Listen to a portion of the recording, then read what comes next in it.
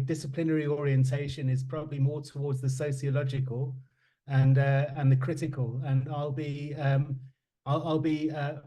really presenting what I think will be hopefully thought-provoking analysis of the so-called learning crisis in education. And I want to argue that, in fact, it's probably better to reframe the idea of the learning crisis as a crisis of violence. And I want to explain what I mean by that. I want to argue that actually, when we begin to conceive of the current crisis as a crisis of violence, we begin to get a bit closer to the underlying causes of inequality in education around the world. Next slide, please.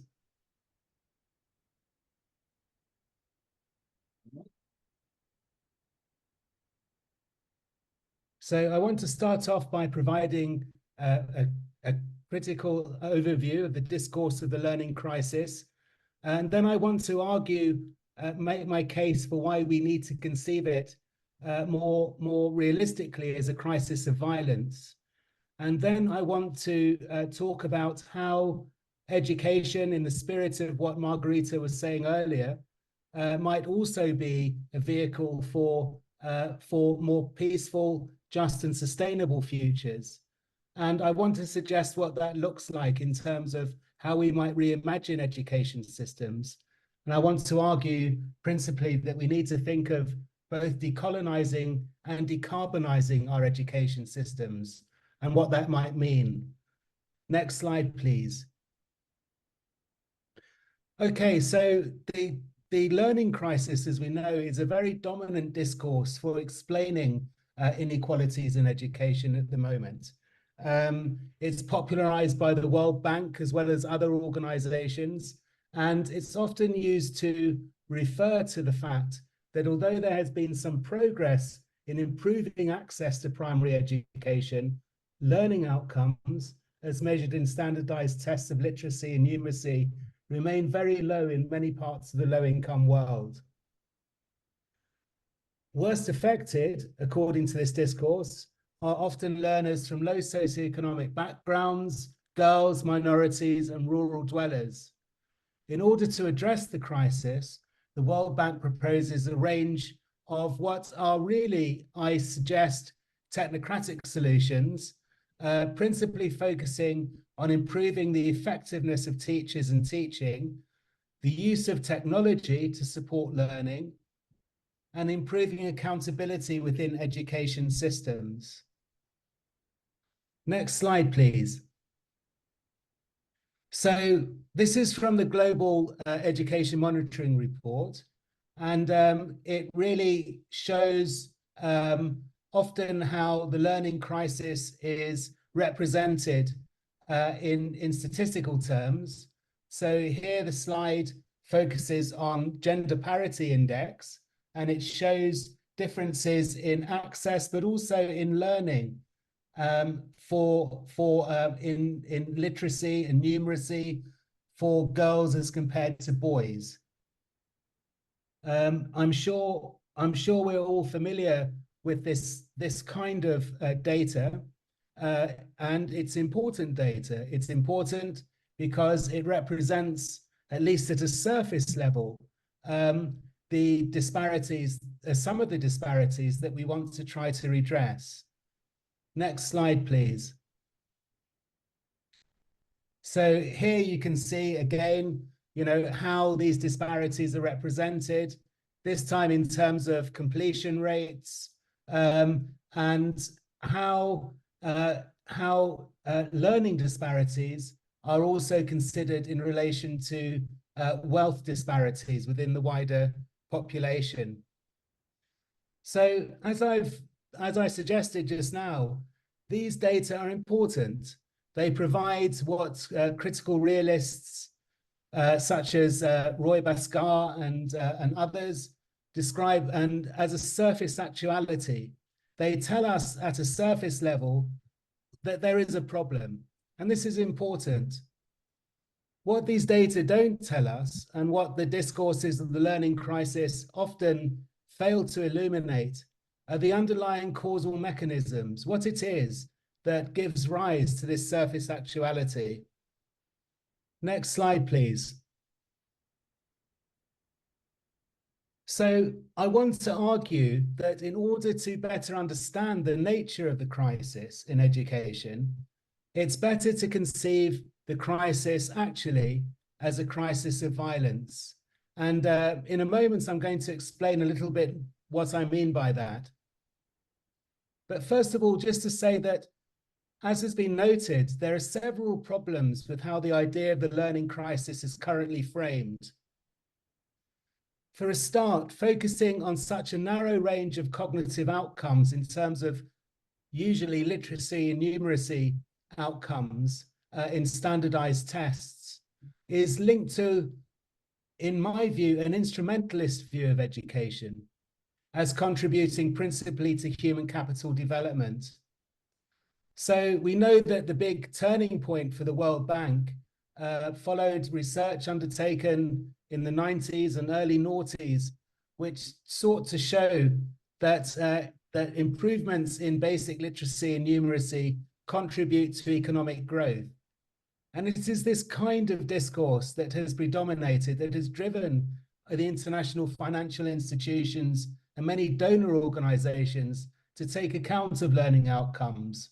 Whereas previously, under the MDG regime, of course, the focus was much more on access, issues of access, particularly to primary education. So what this kind of instrumentalist discourse does is it narrows the view of the purpose of education to an instrumentalist one linked to economic growth, and it fails to take account or to consider the idea that education might promote the development of a wider set of capabilities that can contribute to the realization of social, environmental, and epistemic justice within peaceful and democratic and sustainable societies, and also to peace and transitional justice, which in such a conflict-ridden world is increasingly important, as we know. So, of course, you know, these kinds of ideas about the purpose of education resonate more strongly with SDG 4. The focus is also often on a rather narrow set of inequalities. There are some inequalities that are completely elided in the discourse. Issues of race and racism, for example, as we've argued elsewhere, are often almost completely elided. There are no data collected on this, and the language of race and racism is not reflected in any of the discourses about SDG 4. There are also other markers of inequality, including language, the home language of learners, which is a powerful predictor of inequality, but again is not often explicitly addressed in these kinds of discourses. Some other key markers on predictors of inequality, such as class in the Western world, caste in India, and some other southern contexts, are treated often simplistically in terms of disparities in wealth, rather than from a more sociological point of view, as structural and relational features of modern capitalist societies. This is significant because it limits the way that we understand the nature of the crisis and what is required in order to address the crisis. Finally, by focusing on technocratic solutions, these dominant discourses often elide the profound effect of different forms of violence: direct violence, structural and cultural violence, that has the effect of limiting the capability of learners. And this takes me to my key argument that the narrow focus of contemporary discourses masks a much deeper and more profound crisis that blights our education systems, namely a crisis of violence.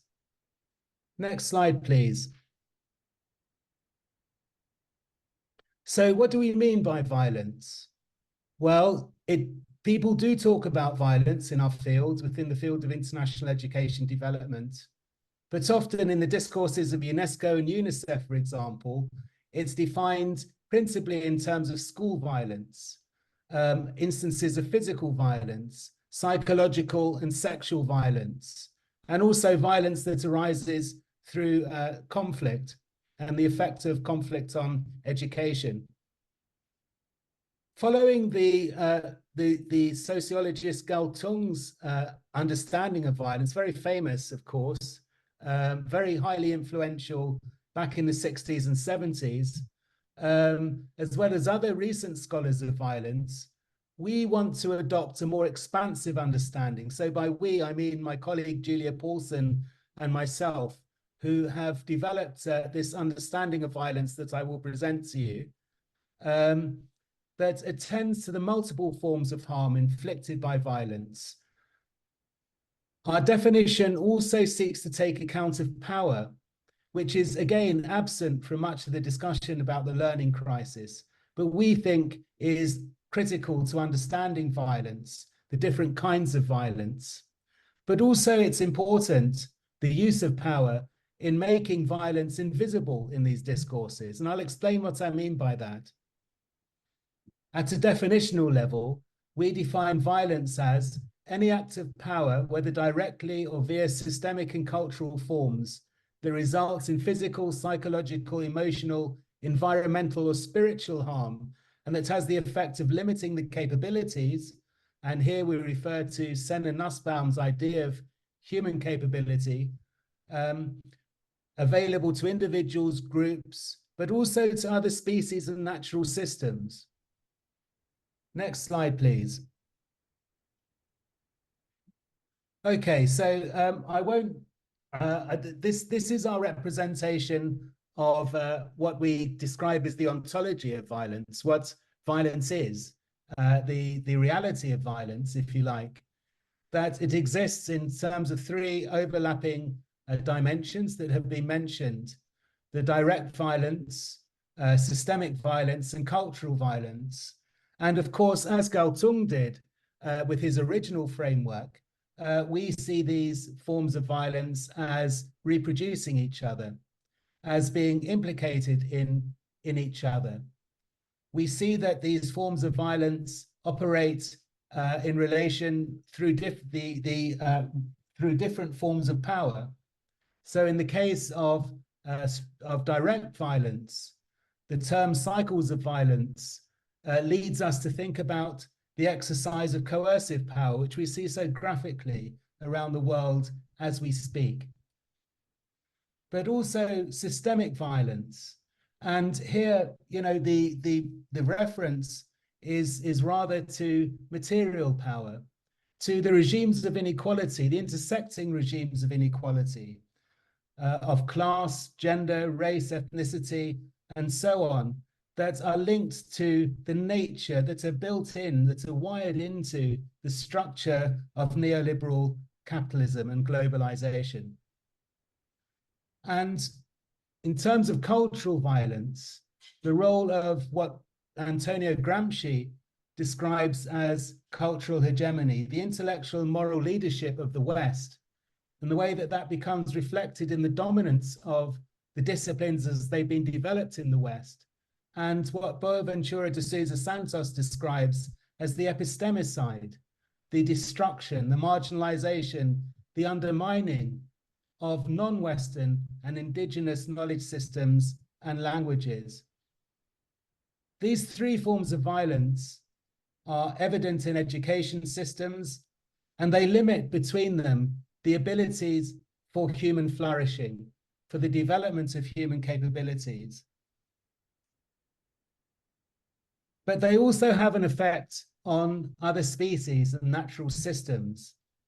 The extent to which our education systems prepare people for participation in and within petro-capitalist economies, but also don't prepare learners with the tools, the equipment, the ideas, the skills to lead more sustainable livelihoods, means that our education systems also contribute to environmental violence, which is a dimension of violence that Galtung began to talk about but didn't elaborate. Next slide, please. So I suggested before that, in fact, that one of the aspects of cultural violence, of hegemony, of the way that our understanding of the learning crisis is framed, is that these different forms of violence often become invisible. We only see the real tips of the iceberg when it comes to these different kinds of violence. We see, for example, in the tables presented earlier, differences in learning outcomes, which actually are consequences of systemic violence, as well as these other forms. We see, the instances reported of direct violence and of cultural violence. We hear about sometimes, but often these are made invisible within education systems. Next slide, please.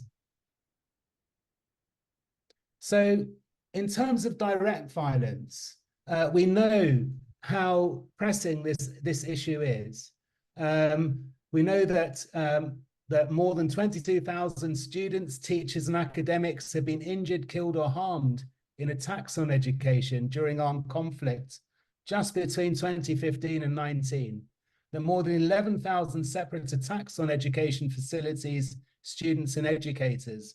And of course, on a daily basis, we see this unfolding in Gaza, how schools themselves have become targets for military action.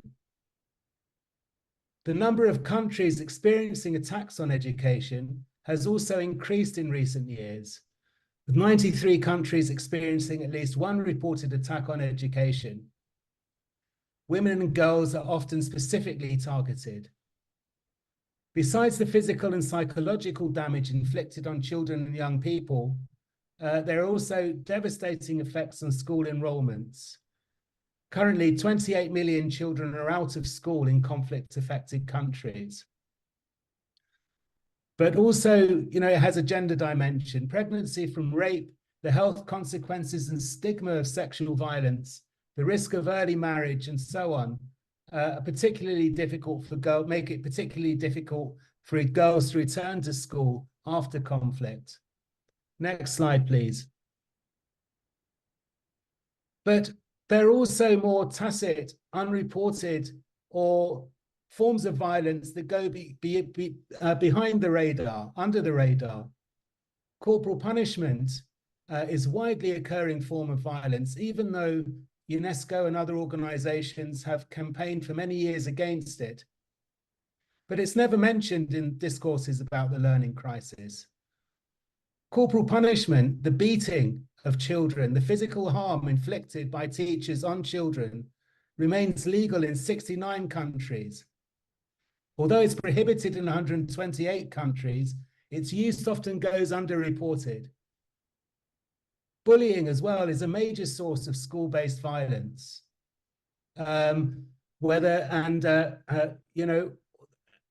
Almost 1 in 3 students around the world have been bullied by their peers. But other types of direct violence are more invisibilized. They are made invisible. The data on sexualized violence, for example, is limited, although we know it's prevalent. The same is true of other kinds of violence, of homophobic bullying, which we're not, in many countries, you're not even allowed to talk about.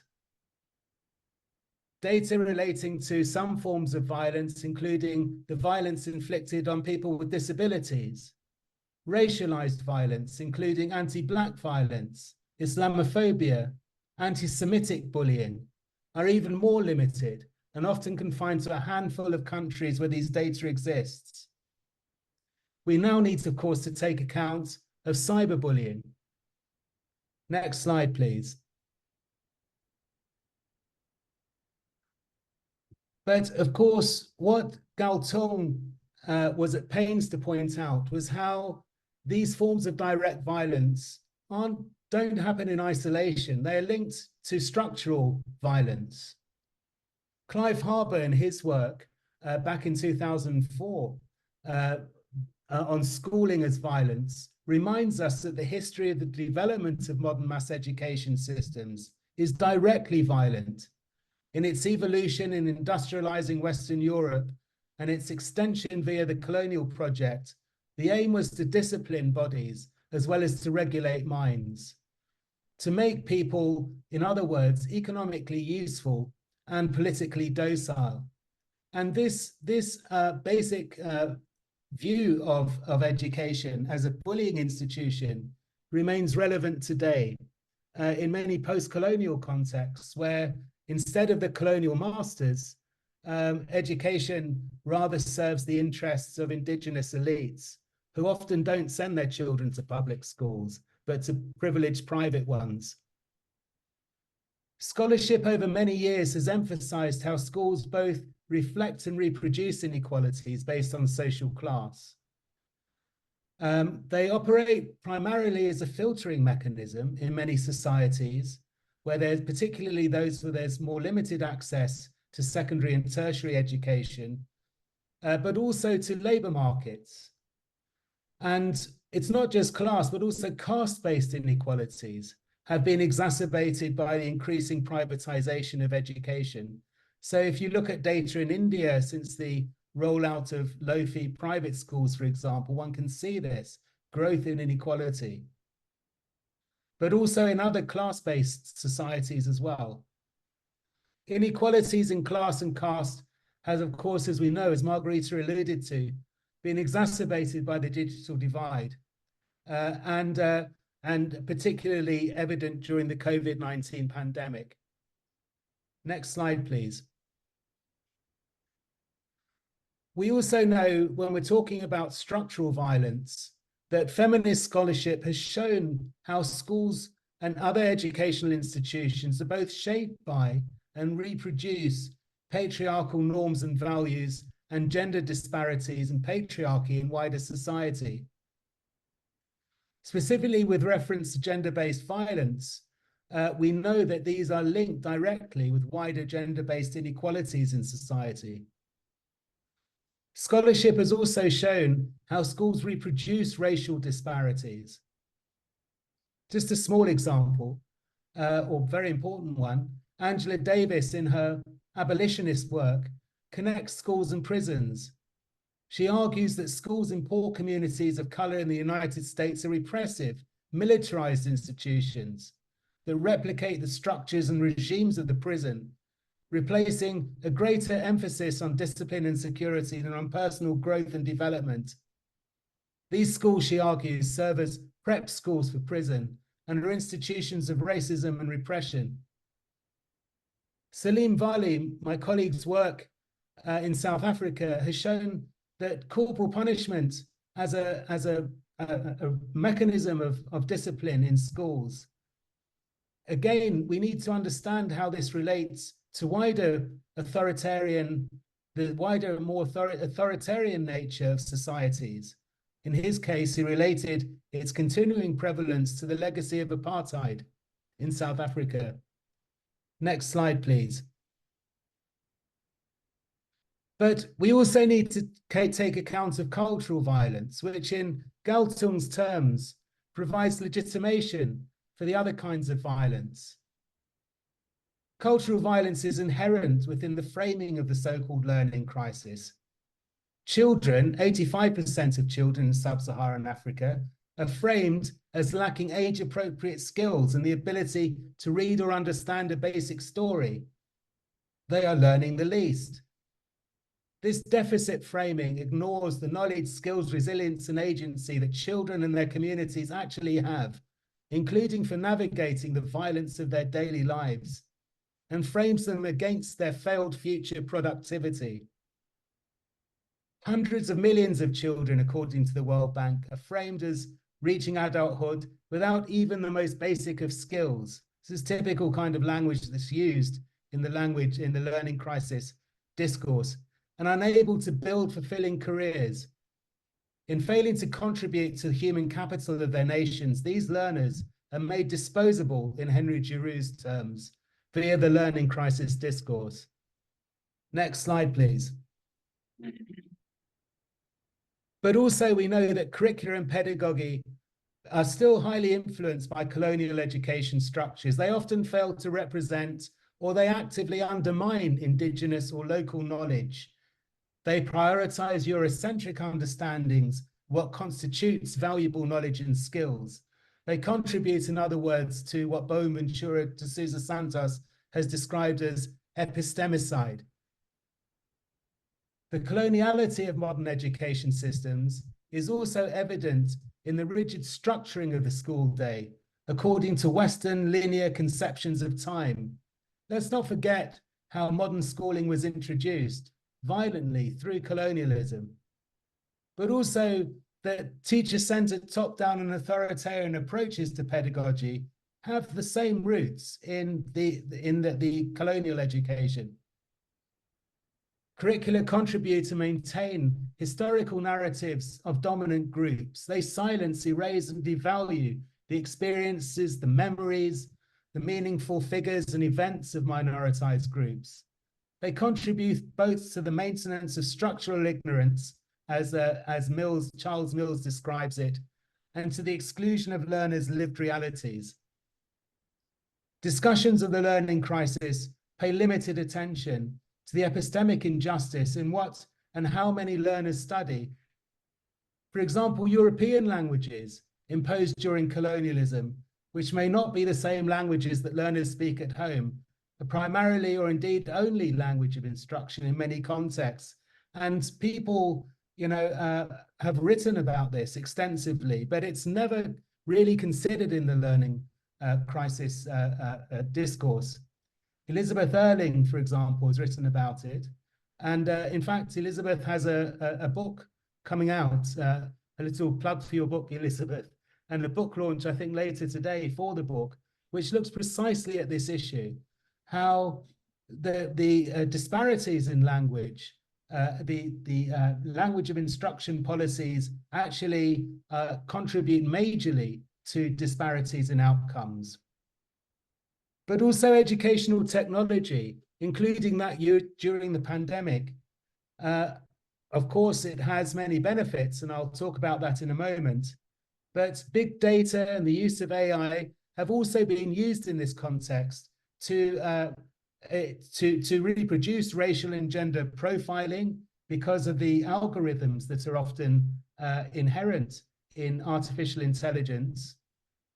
Next slide, please. So now I come to the part where I hope to talk a little bit more positively about what education can do. And I think, going back to Margarita's earlier point, I've argued that education does play a key role in constraining the opportunity freedoms, the capabilities of learners. But it can also play a role, it's Janus faced in this respect, it can also play a role in supporting just transitions to more sustainable futures. And here I'm referring to Mark Swilling's understanding of the term of just transition.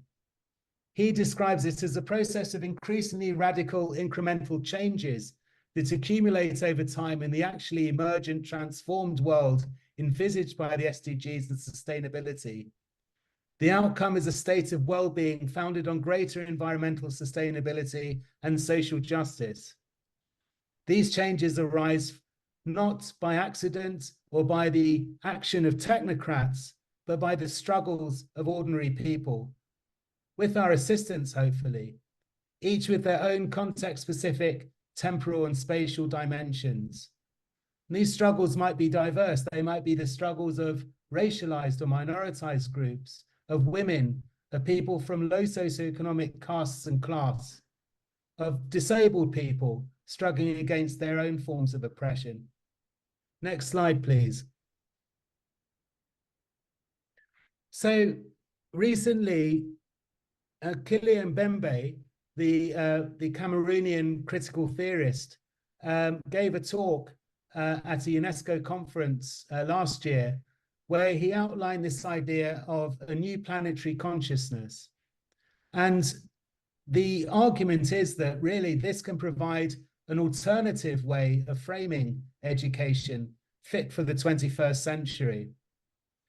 It differs from the universalizing assumptions of Western European thoughts, particularly as represented in some of the more scientific ways of thinking about the world, that there's only one road to the truth. There's only one way of conceiving truth, of reality, only one way of conceiving knowledge.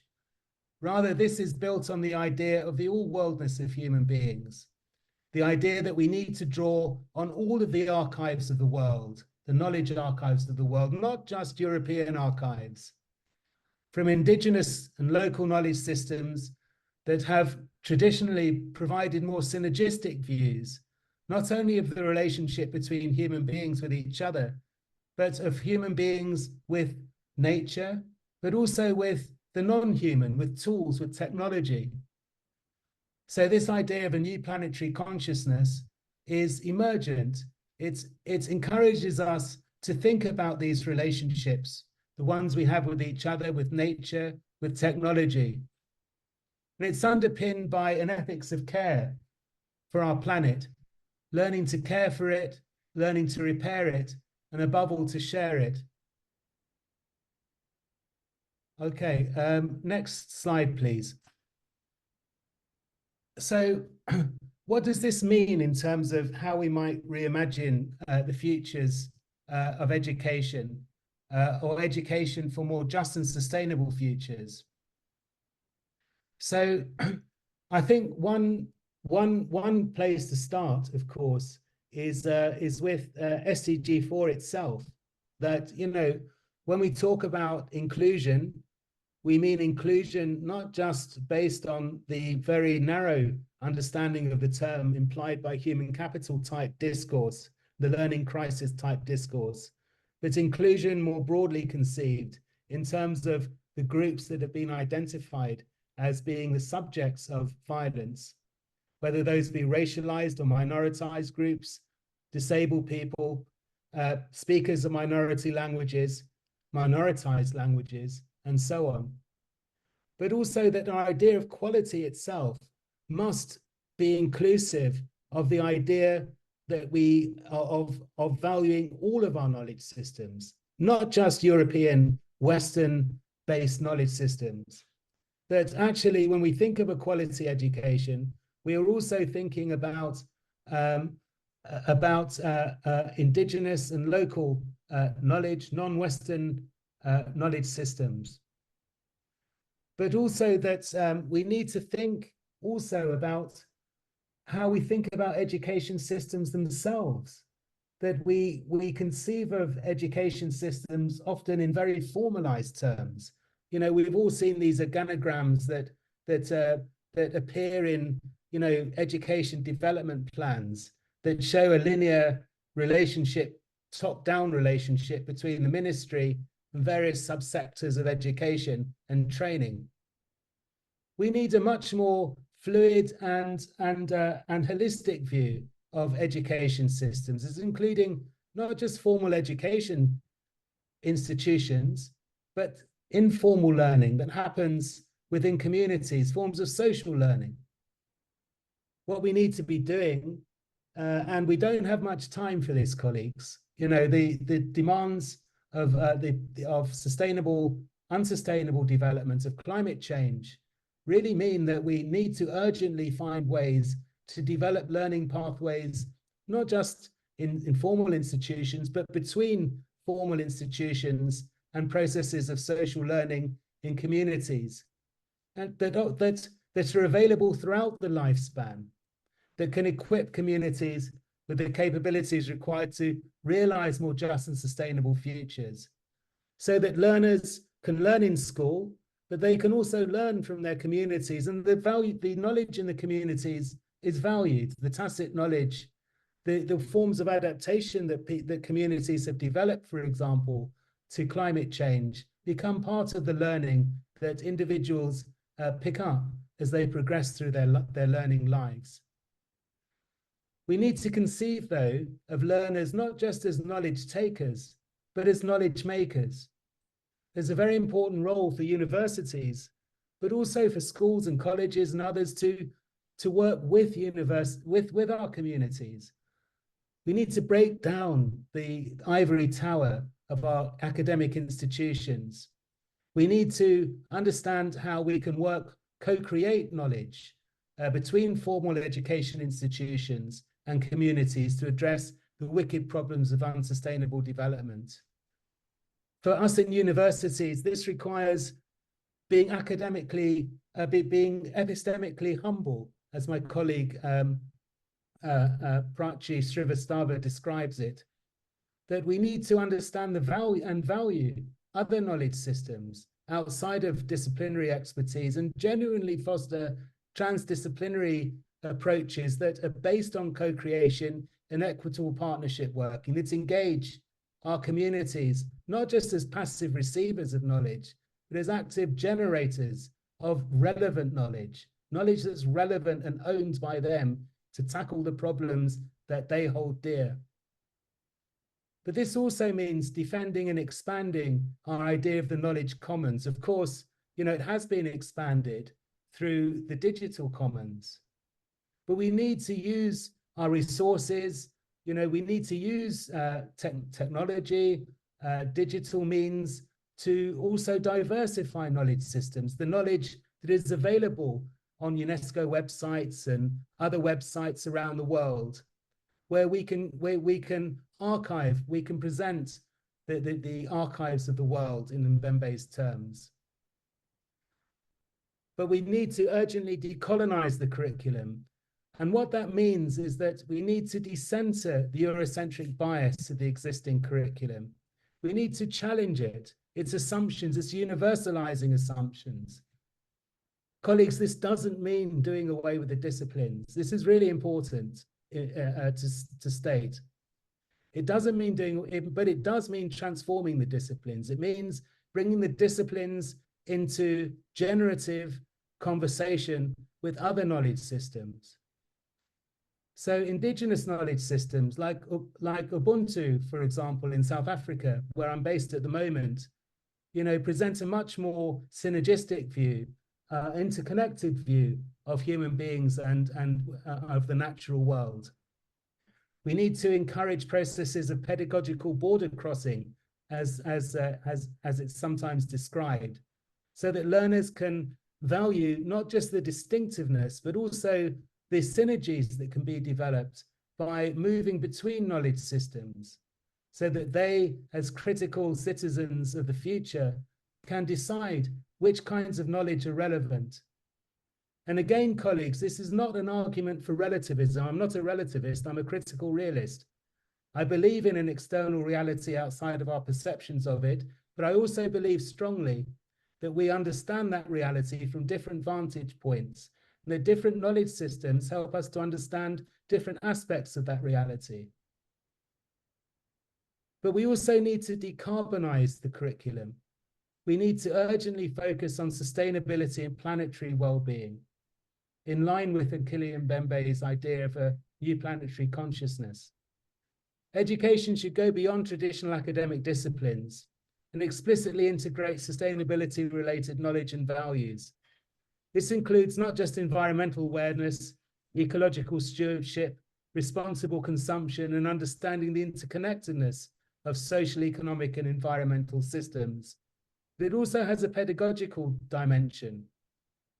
Land-based, place-based learning can really complement what happens in schools and colleges and provide a way of breaking down those barriers that we talked about earlier. But most of all, we need to understand and tackle the violence that's endemic to our education system around the world, that has its roots in the colonial past, but also in the nature of neoliberal globalization. We need to understand how each of these forms of violence is distinct, but also how they are connected. And we need to think about how we can overcome these and work towards an education system for just and sustainable futures. Okay, I'll leave it there, colleagues. I realize I've been talking for quite a long time, but I hope at least the talk has helped to provoke some thoughts, whether you agree with me or not, about the nature of the crisis facing our education systems today that gives rise to the inequalities that we witness so viscerally, so in such a real way every day. Thank you.